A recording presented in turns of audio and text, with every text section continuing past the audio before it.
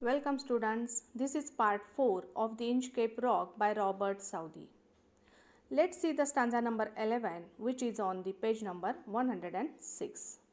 But in the last stanza we have seen Ralph cut the bell from the Inchcape float because Ralph was very wicked person. He was jealous of the popularity of the abbot. So he thought that the bell would save no more ships and the seamen would no longer bless the abbot. Now we'll see the stanza number 11. Sir Ralph the rover sailed away. He scoured the seas for many a day, and now, grown rich with plundered store, he steers his course for Scotland's shore. Scoured means travelled freely, energetically for ships to rob. Plundered store means big amount of looted wealth, and steers means directs the course of the ship. In this stanza, Sir Ralph had proud of his work. Actually, that work was not good, but he proud himself. Sir Ralph set the sails on a new journey across many seas and over many days. He was a pirate and robbed many ships, which met accidents crashing to the Inchcape Rock and became a rich man. After collecting enough treasure and booty, he was heading back to the Scotland shores. या स्टँजामध्ये Ralph रोवरला आपण केलेल्या कृत्याबद्दल खूप अभिमान वाटत असतो. त्याने ती bell cut केलेली असते आणि बेल कट केल्याचा सुद्धा त्याला खूप अभिमान वाटत असतो. तेथून त्यानंतर तो आपली शिप घेऊन आपली जहाज घेऊन तेथून तो लांब निघून जातो. बरेच दिवस तो आनंदाने समुद्रात फिरत राहिला. Travelled freely energetically for ships to rob. लुटालूट करत राहिला. अत्यंत आनंदाने येणाऱ्या जाणाऱ्या जहाजांना लुटत होता. हा पायरट आहे, समुद्र लुटेरू. त्याने ती लूट केल्यामुळे त्याच्याकडे भरपूर संपत्ती जमली आणि तो भरपूर श्रीमंत झाला.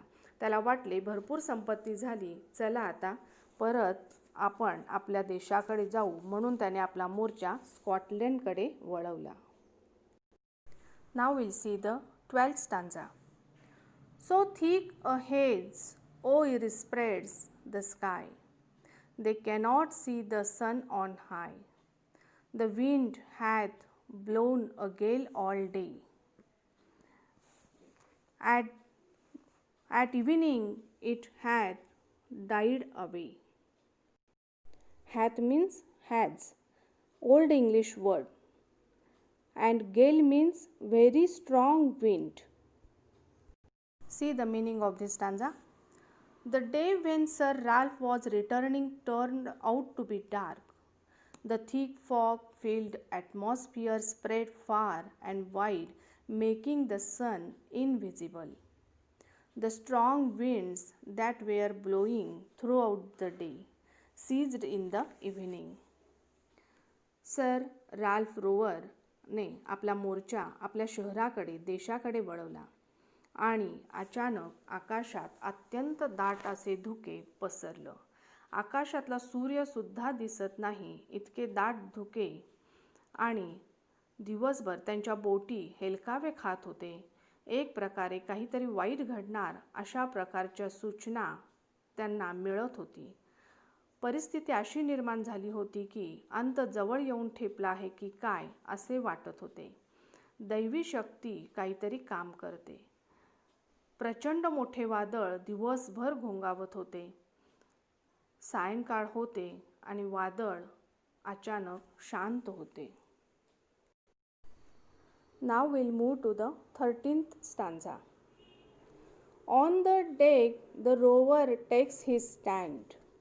So dark it is they see no land. Quoth Sir Ralph, it will be lighter soon, for there is the dawn of the rising moon. Dawn means moon will appear. In this stanza, Sir Ralph stood on the deck but couldn't see the land due to the foggy atmosphere. The crew was panic stricken, but Ralph assured them that there would soon be some light in the sky as the moon was about to appear. Sir Ralph rover आपल्या जहाजाच्या डेकवर ठाण मांडून बसला आहे, कारण जरी वादळ शांत झालेले आहे तरी सायंकाळ झालेली आहे. त्यांना लँड दिसत नाही, त्यांना किनारा दिसत नाही.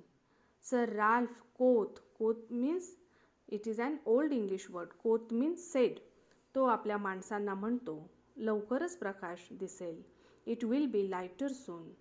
तो तसे का म्हणतो? आता दिसतंय मला पहाट झाल्यासारखे. आता सूर्य उगवण्याच्या आधी थोडासा प्रकाश चमकतो, थोडेसे उजळते, त्याला आपण पहाट म्हणतो, इंग्लिशमध्ये डॉन म्हणतो. त्याच प्रकारचा उजेड डॉन दिसतोय. कशामुळे? तो चंद्र उगवण्याची प्रोसेस सुरू झालेली आहे आणि तो अंधुकसा प्रकाश, तो संधी प्रकाश राल्फ रोवरला दिसतोय. Now next is stanza number 14. Canst hear, said one, the breakers roar. Canst means can. Old English word आहे हा. Canst hear, said one, the breakers roar. Breakers roars means heavy sea waves. For methinks we should be near the shore. Methinks also, it is an old English word. The meaning of the methinks is I think. Now where we are, I cannot tell, but I wish I could hear the Inchcape bell. In this stanza, one of the crew members said that he could not locate the position of the ship and coastline as the waves were receding into a mute conspiracy. He was also lamenting that there was no Inchcape bell to warn them of the nearing rocky coast and to ease their fears. या स्टांजामध्ये एक खलाशी म्हणाला, मी त्या लाटांची गर्जना ऐकू शकतोय. Breakers rovers म्हणजे मोठ्या लाटांची गर्जना मी ऐकू शकतोय. मी थिंक्स म्हणजे आय थिंक, मला असे वाटते की आपण किनाऱ्याच्या जवळ पोहोचलो. पण वादळ होते, धुके होते, त्यामुळे तो म्हणतो की आपण आता कोठे आहोत हे मला माहीत नाही. But I wish I could near the Inchcape bell. आणि त्या सुपरनॅचरल पॉवरमुळे अशी वेळ त्यांच्यावर आली की त्यांना कशाची आठवण आली? त्या इंचकॅप बेलची. आता मला मनापासून वाटते की इंचकॅप बेलचा आवाज ऐकू आला पाहिजे. त्यांनीच ती बेल तोडली, म्हणजे त्यांच्या मालकानीच, सर राल्फनीच ती बेल तोडली आणि त्यांनाच ती ऐकू यावी असे वाटत होते. अशी वेळ त्यांच्यावर येते. Next स्टॅन्झा. They hear no sound, the swell is strong. Though the wind hath fallen, they drift along. Drift means move slowly. Till the vessel strikes with a shivering shock. O crest, it is the Inchcape rock. In this stanza, the sea got more turbulent and feisty, and they could hear no sound as there was no alarm bell ringing. The wind also dropped to a standstill, and the ship was now in the grip of the waves, and they continued rowing here and there. Suddenly the ship got the jerk, and they understood and uttered in disappointment that their vessel had hit the Inchcape rock. या स्टांजामध्ये त्यांना कोणताही आवाज ऐकू येत नव्हता, कारण त्या उसळणाऱ्या लाटा खूप मोठ्या होत्या. स्वेल म्हणजे मोठ्या लाटा आणि वाढत जाणाऱ्या लाटा होत्या. पण तो आवाज, त्या लाटा, त्यामुळे त्यांना कोणताही आवाज ऐकू येत नव्हता. Though the wind hath fallen, वारा थांबला होता. वारा जरी थांबला होता तरी त्यांचे जहाज कुठेतरी हळूहळू सरकत होते.